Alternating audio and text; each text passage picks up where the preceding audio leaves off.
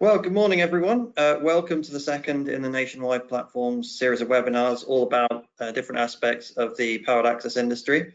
Many of you who attended last time, you may remember me. My name is Jordan Bridgeford. I'm the Marketing Programs Manager here, and the webinars project is one of my babies, if you like. This month, we're joined by our Head of Product Innovation, James Samuel, who I'll leave to introduce himself. Yeah, good morning, everyone. As Jordan said, my name is James Samuel. I'm Head of Product Innovation. So I have the Blue Sky Solutions team, where we come up with either safety products to help you guys on site work safety, or we look for productivity benefits as well, just again to help you guys with your projects. Been a mechanical engineer for 20 years, and been within safety within all of that. I did a good stint at the RNLI developing bespoke vehicles for the lifeboat. So yeah, safety's always been the background of my engineering.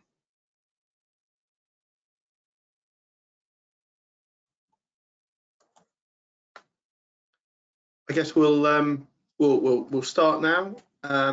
So today's obviously around pre-use checks. It's obviously, I think it's one of these often overlooked parts in many sectors when it comes to the use of MEWPs. And we just wanted to have a look on what value that brings and where we can use technology these days to help us get a better response on that. Please feel free to put any questions in the questions box, and we'll try and answer those at the end. So yeah, if you've got any questions, just Jordan will sort that out. And then, so content-wise, why do we do pre-use checks? What does it mean to us as operators, and you guys as MEWP coordinators and etc.? Who uses that data? What the inspection should cover, and then what are the operational issues that we're finding with the pre-use checks, and then with the digital systems that we're looking at, and what are the future steps that we can integrate with as well. So really simple question: why do we do the pre-use checks?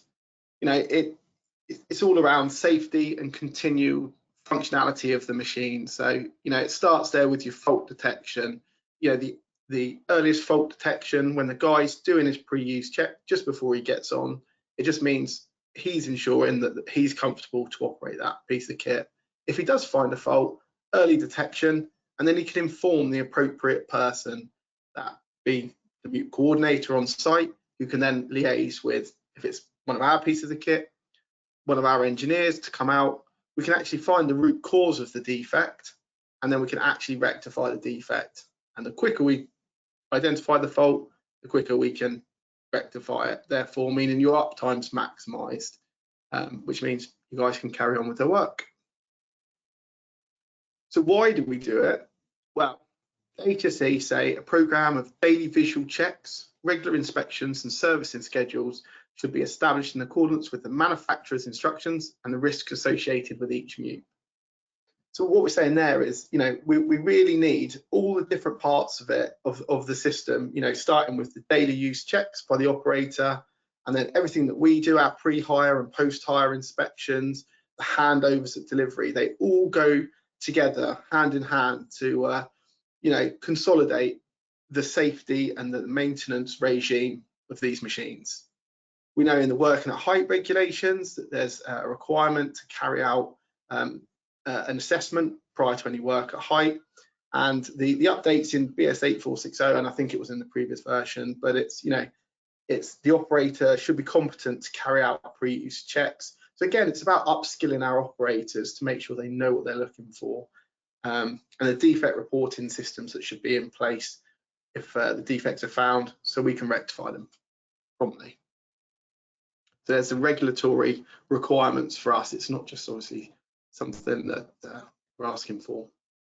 In terms of what it means to us, for everyone, from our side all the way through your audit trails for your health and safety, we want to make sure we have got a documented history for the machines, for the site safety records, because you can use that both, for lessons learned, improved training, and just ensuring you're compliant with your main contractor's requirements for the site. As I said before, early defect reporting enables faster fault rectification. This reduces the risk of failures, which means it's a safer work site, and reduced downtime, therefore increased productivity. And that's what we're all about, especially when you're hiring pieces of equipment from us. If you're paying for it, you actually want to be able to use it and get the job done. Keep your program on schedule, don't want any delays because of downtime for machines. And hopefully that means you hit your targets. But also, I think a key thing is enhancing the operator's knowledge and experience with the machines. There's a lot of things on these machines these days. So the more experienced the guys are with them, the more confident they are, and especially starting, from the training, from the handover to the daily checks, it just means you're hopefully creating a safer culture, which is obviously only of benefit on any job site. Where can we use that data, or who uses the data? So, talking about the operator starting at, machine knowledge, as I just spoke on, the more machine knowledge they have, again, I think that, it's a safer, better focused operator. And it's the earliest point of contact. They're jumping on that machine first thing in the morning, and they can pick those faults up if there is one, or just making sure it is up to the standard that we expect it to be. So that moves on to the MEWP coordinator for the site. They're the person that's probably going to be keeping the records, ensuring that the machines are on hired, off hired. We come out to site and we do our maintenance as well. So we want to make sure all the documentation's within the box, and you've got all your correct records. And it provides that key bit of feedback back to ourselves as a MEWP supplier, so we can ensure that we're providing you the level of service that we should be supplying. Health and safety, obviously that's paramount on any job site. So it gives you a proper audit trail for every operator and piece of kit. You've demonstrated your commitment to the regulations. There's often, that is a minimum standard within the regulations and the various British standards, but the site standards might be above and beyond that. And it goes together to make up part of your quality system. So where you're ISO 9001 accredited, it just bolsters your commitment and your processes around that. And again, coming back to us as a rental provider, we can either proactively sort these faults out if they occur.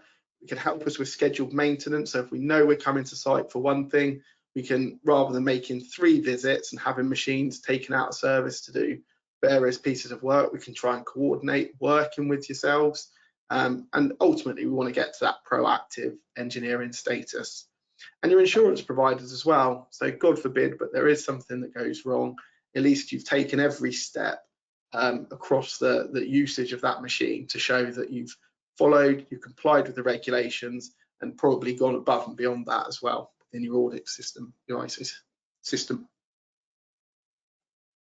What should the inspection cover? I've just taken a snapshot of the IPAF sheet, so you can just download this off this website. I'm sure each and every one of you at your various different organisations have your own variation on this, and most of the manufacturers as well have a sheet very similar that just is around their kit.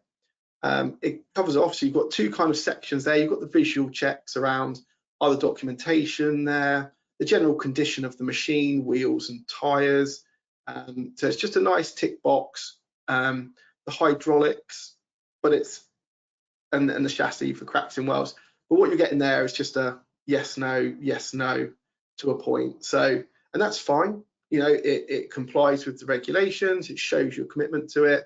At the very top there, you've got machines. You can put your E code number, which is our reference or our serial number.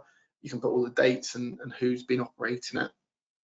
And then you come down to the functional checks, and you've got the 2 sides to that. So you've got the ground controls, because you want to test everything from the ground controls, and the platform controls as well. So you've got to go through that. So it's a very comprehensive form, as you'd expect from IPAF. And so, like I say, I'm sure you've all got variations of this, but it's just it gives a good overview of what you should be looking for.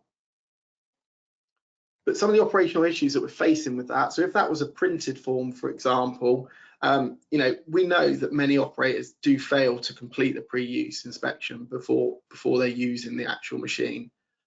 We know if they're paper-based forms, just because of the weather in the UK, it's not always dry and sunny.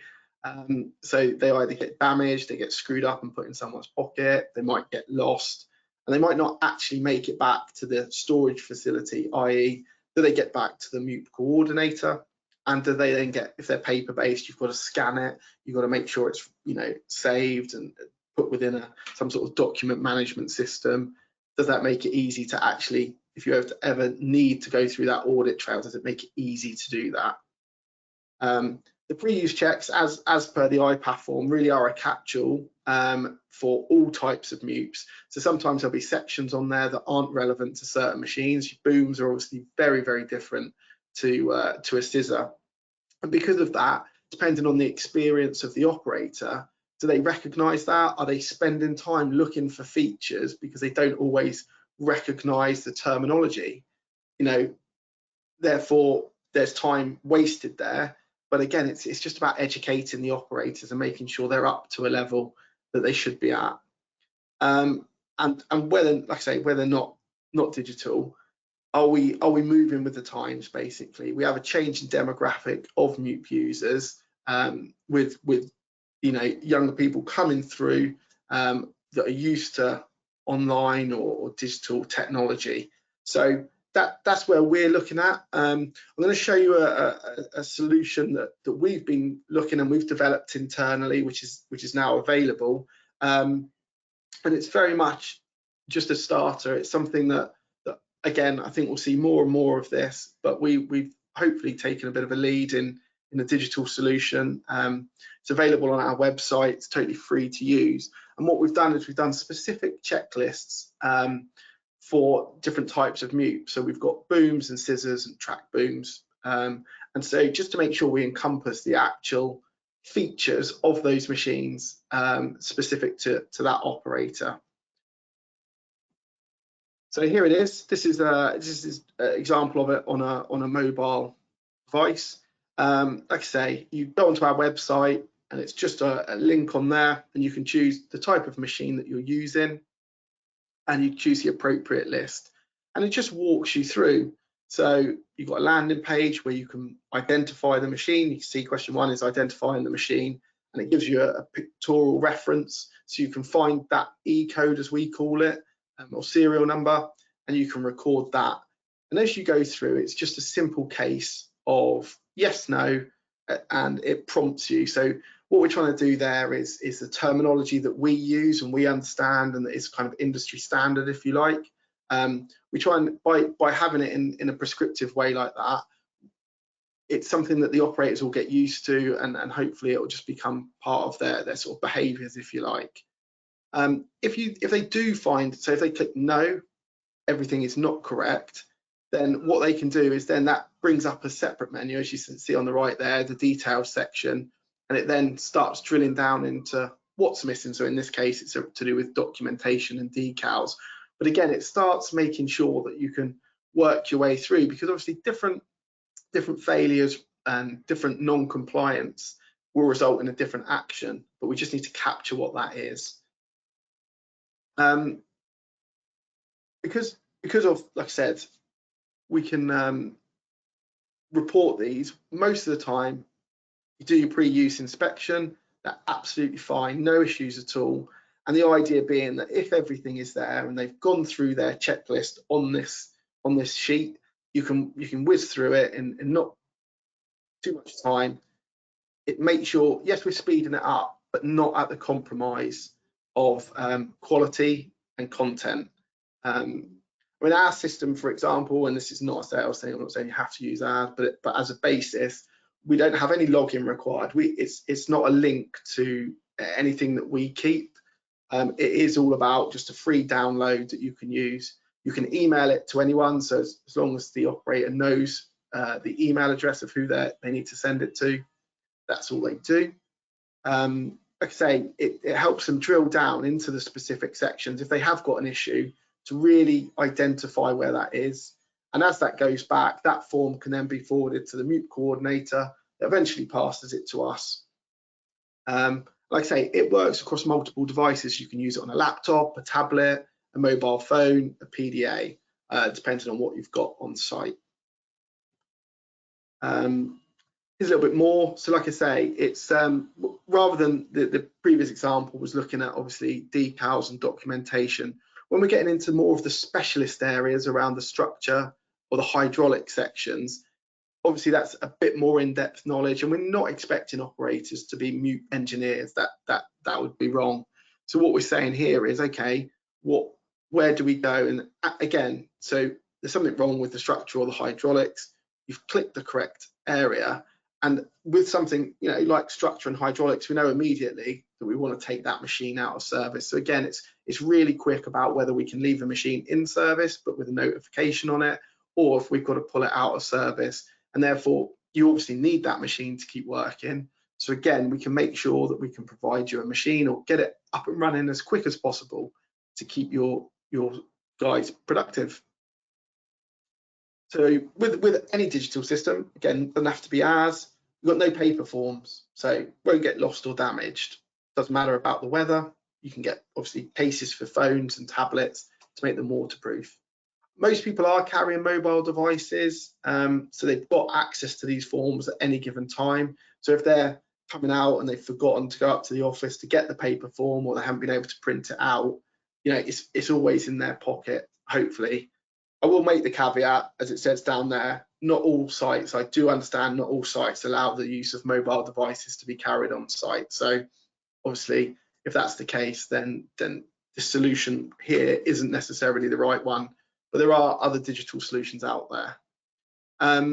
You can email it directly to the appropriate person. So like I say, your MEWP coordinator, your health and safety team on site, which then gives you a really easy audit trail. You haven't got to convert it. You haven't got to wait for you know, a number of bits of papers, then scan them all and rename them all. They can easily be moved across to a document management system, which makes them searchable, and it's in real time as well. So that's a real benefit. The guy does it, emails it, you've instantly got it. So you can tie that up with, you know, the timings of use. So again, God forbid, but there is a problem on site, at least you can see, okay, we've seen the time he's emailed that through, and that ties up with that operator using that piece of plant. Again, it's about enhancing the operator's knowledge and experience with the machine. Like I say, these machines, you know, they get more complicated or more features on them, and they just vary from all the different manufacturers. They're not all the same. They don't all operate in quite the same way.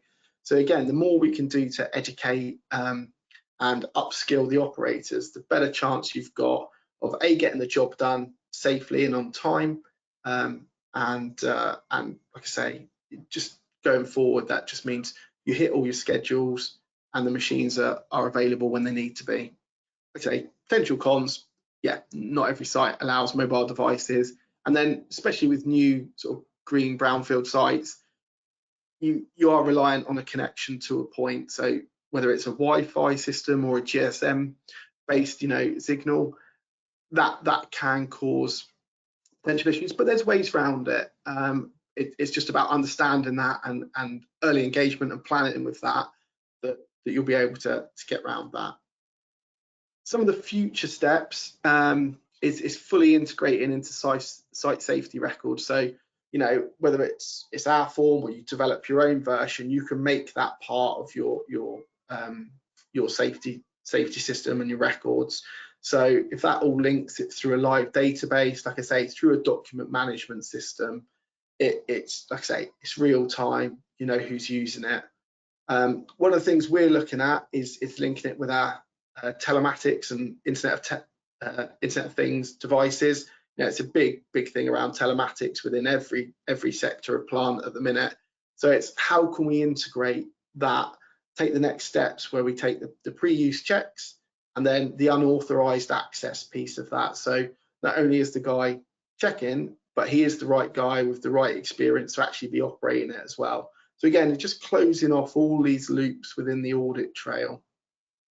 Enhanced forms specific to machine configuration. So I said earlier, We do one for booms, we do one for scissors, we do one for track booms. You know, we've got van mounts, truck mounts, push arounds, everything in between. So again, it's just making sure the form is appropriate to the type of machine that the operator's expected to be using. Again, just build that up. And potentially, I mean, IPAF have gone to the ePal app for their card system. So maybe there's something in the future there that we can all work together with IPAF and really start to consolidate that experience. You know, we want to look at the unauthorized access feeds into that, the usage, you're recording the times that operator's using it. And again, you're then building into the pre-use checks, you're building a really good picture of your operators, how many times they're using particular types of machines. There obviously is a big difference between inspecting a 10, 15 meter boom to one of the super booms, the 135, 150 foot plus machines. So again, is that something we can do to upskill the whole industry and keep records of it? It meets the requirements of all the different regulations, and ultimately it gives you a more productive site. So it's a fairly quick overview. It was more about the discussions really and what people think. I don't know if anyone's got any questions around the pre-use checks, what they find. Are there any additional things that you haven't really touched on here with issues? And yeah.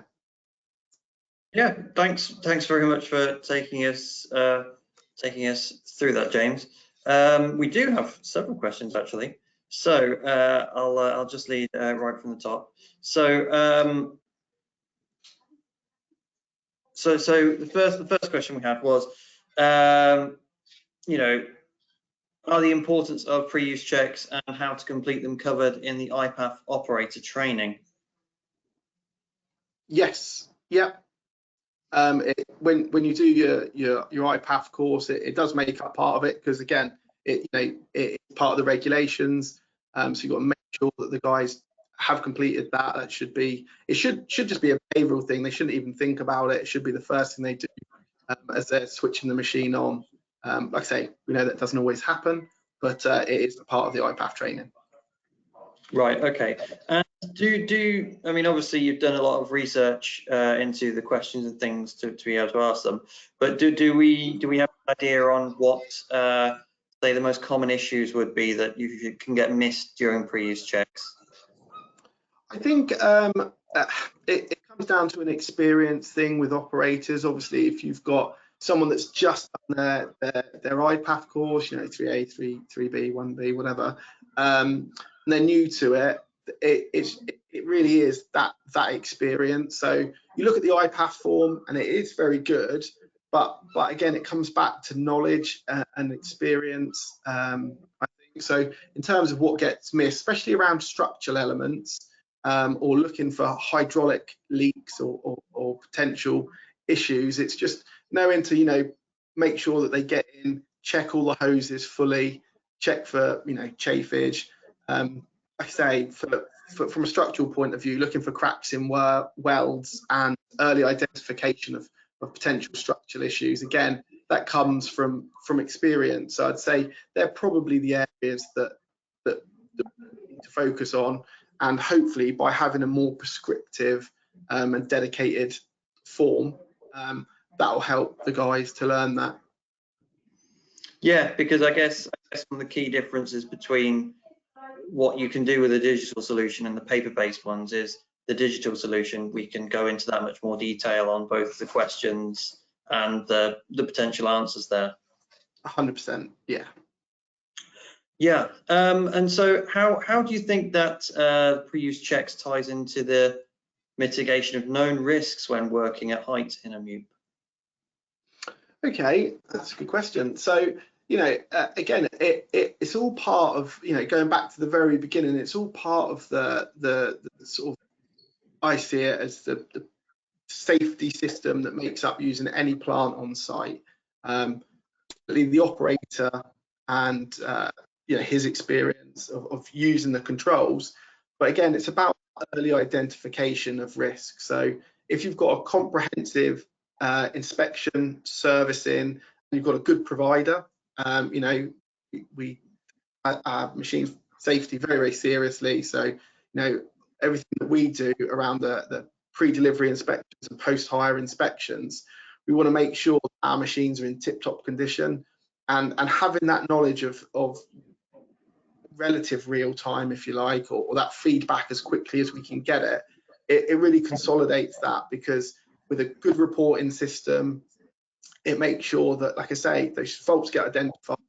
It means that they can get rectified quickly, which means more uptime, and therefore you can build that in because you've got a good minimum standard of machines across your site. Yeah, that makes sense.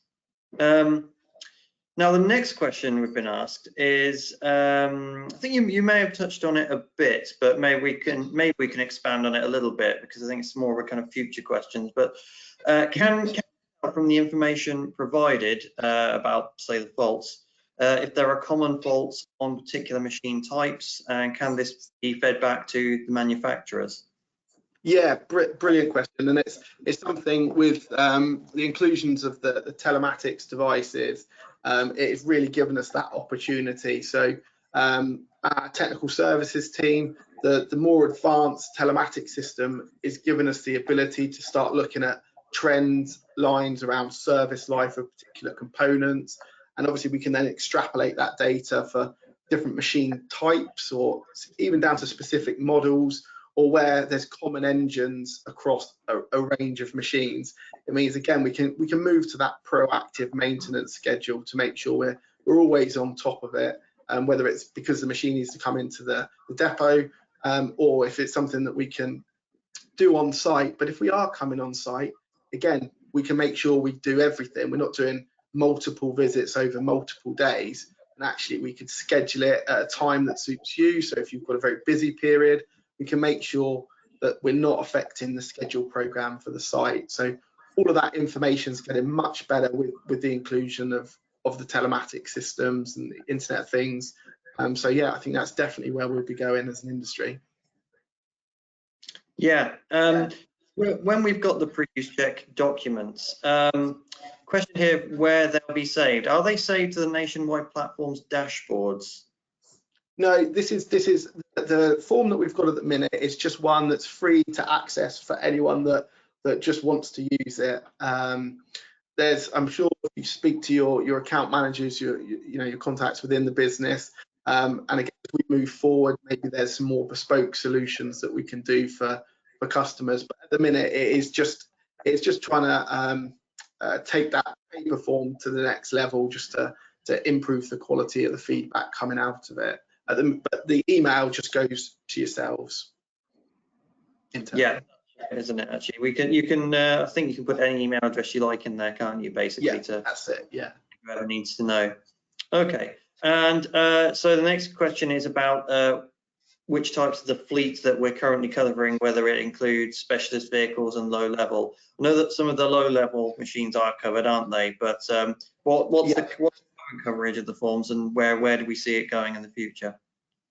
Yeah, I mean, ultimately we want to be able to cover everything. We focused on the predominant part of our fleet, the biggest number of our fleet, which is the self-propelled range, so including low-level access, but your booms, your scissor lifts.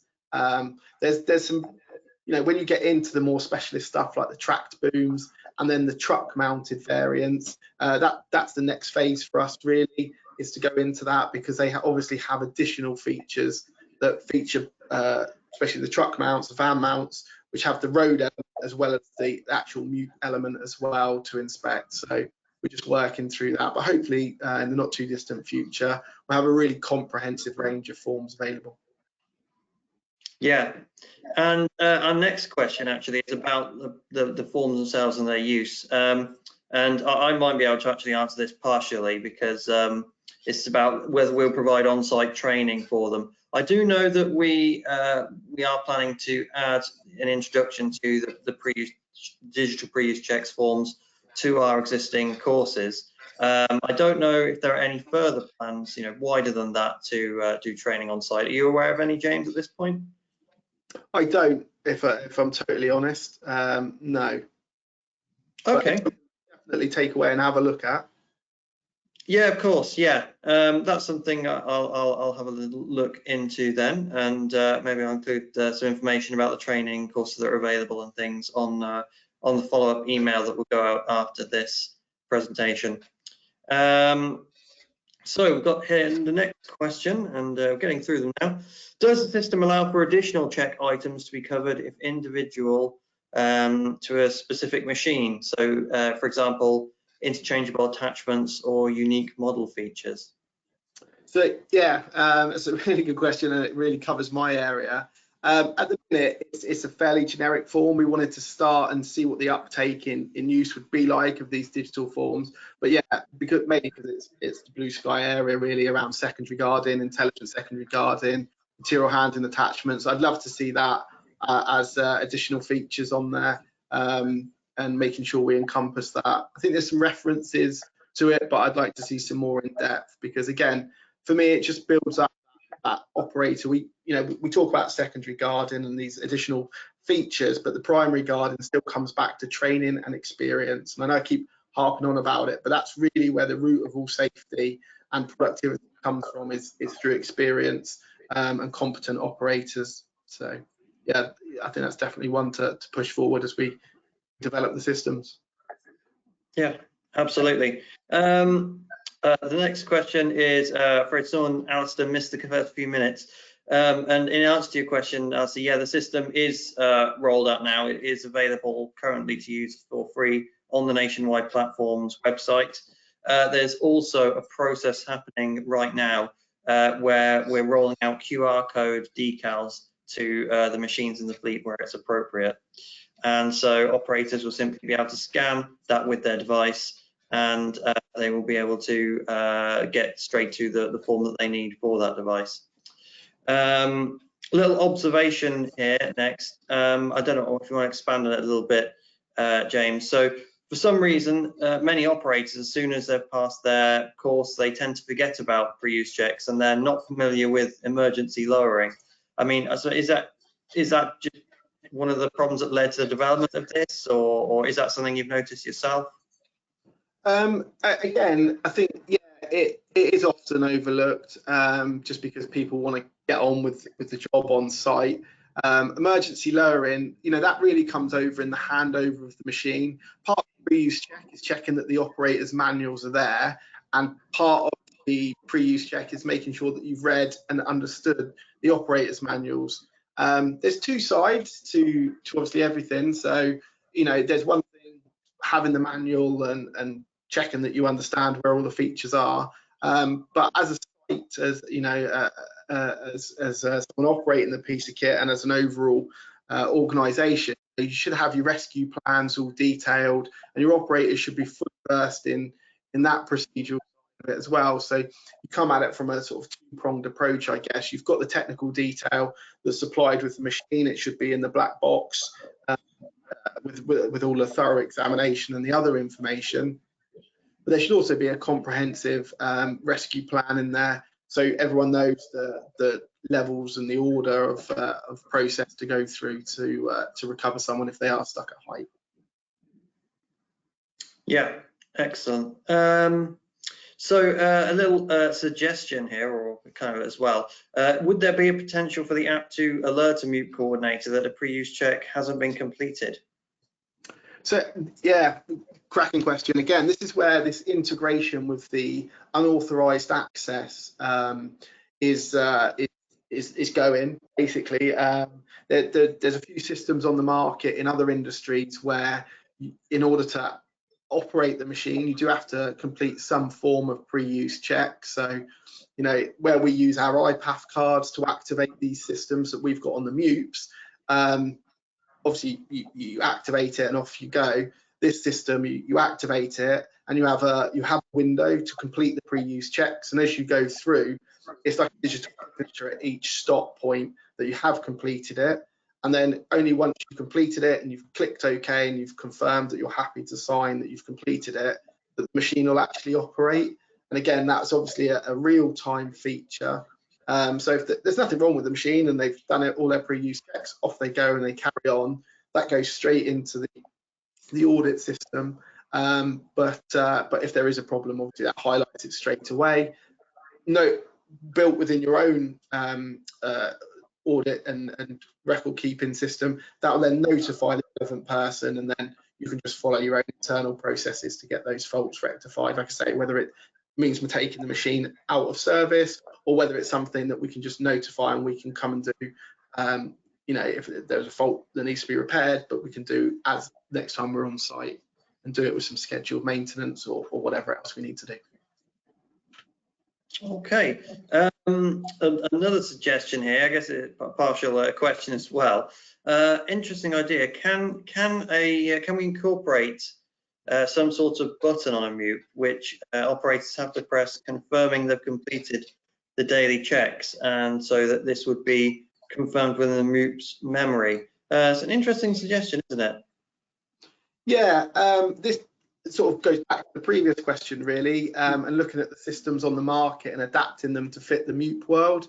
Yeah, absolutely. I think it's the right thing to do. Build it in with the unauthorized access, and you really are covering off is the person experienced enough to even be operating the kit, and then have they carried out their pre-use checks and signed up. So yeah, the same as the sort of previous question to a point. I think it's something that we will see. Like I say, it's definitely an option we're looking at internally within Blue Sky. Okay, and for the final question then, how often will we advise these checks are done, and does that include practice run-throughs as well?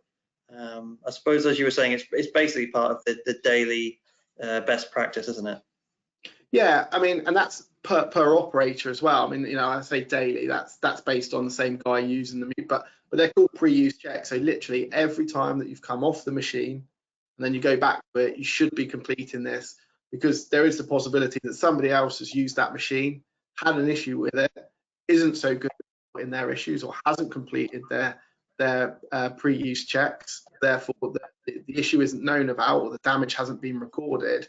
So it really is every time that you use that piece of kit, you should be, the operator should be planning as part of their schedule of timed works that amount of time to actually carry out a thorough, you know, walk round and following through the sheet to make sure the machine's safe and safe to operate. Lovely. Okay, well, thank you very much, James, for answering all those questions and for giving us an overview of the new system that's available, and the importance of pre-use checks in general, of course. For anyone who's interested, on the 20th of July, we are planning our next webinar, which will be all about training. I've got to confirm a couple of the details that are being finalised yet, but we're hoping to have an interesting panel of people from all across the MEWP world who hopefully will be joining us for that. But watch this space for the post-webinar email, where I'll include some more details about that, and information on how you can access the recording for this webinar. But yeah, if you see this and you have any more questions, we're reachable on Twitter, Facebook, and through our website. So yeah, by all means, get in touch if there's anything else you'd like to follow up on. But yeah, just want to say thank you for attending, and goodbye. Yeah, thanks very much everyone for attending, and like I say, following up on Jordan, just get in contact with any other questions. Lovely. Okay, thank you very much then, everyone. Thank you. Thanks.